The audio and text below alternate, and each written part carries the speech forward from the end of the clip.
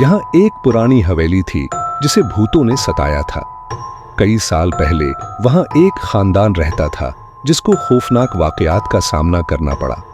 एक रात इस खानदान की एक छोटी बच्ची रानिया अपने कमरे में सो रही थी। अचानक उसे कुछ अजीब सी आवाजें सुनाई दें।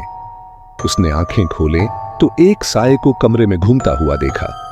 डरते डरते रानिया ने मां को पुकारा। उसकी मां कमरे में आई लेकिन कुछ नजर नहीं आया।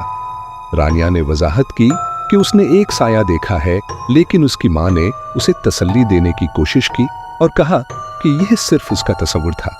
ताहिम रानिया को इस बात का यकीन था कि उसने जो कुछ देखा था। अगले दिन उसने हवेली के बारे में मजीद जानने का फैसला किया।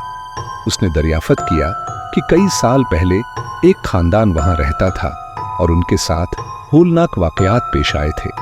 कहा जाता है कि इस खानदान का एक बच्चा मर गया था और उसकी रूह ने हवेली को सताया था। रानिया को यकीन था कि उसने देखा है। इस रात जब रानिया एक बार फिर बस्तर पर लेटी तो उसने फिर से शोर सुना।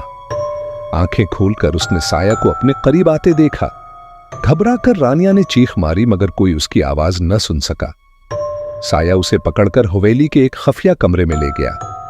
कमरे में रानिया ने एक और नौजवान लड़की को बैठा देखा। लड़की ने रानिया को बताया कि वो बच्चा है जो मर गया है।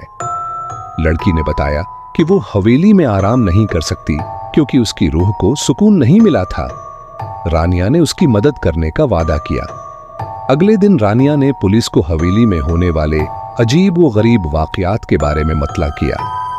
पुलिस ने हवेली की तलाशी ली लेकिन कुछ न मिला। फिर भी रानिया ने हिम्मत नहीं हारी। उसने मजीद मालूमात इकट्ठी की। मालूम हुआ कि बच्चे को कत्ल कर दिया गया है। रानिया ने पुलिस को कत्ल के बारे में मतला किया, जिसने हवेली की दोबारा तलाश शुरू की। बच्ची की रूह को बिलाखिर सुकून मिला और वो हवेली से निकल गई। रानिया ने बच्चे से किया हुआ वादा पूरा कर दिया।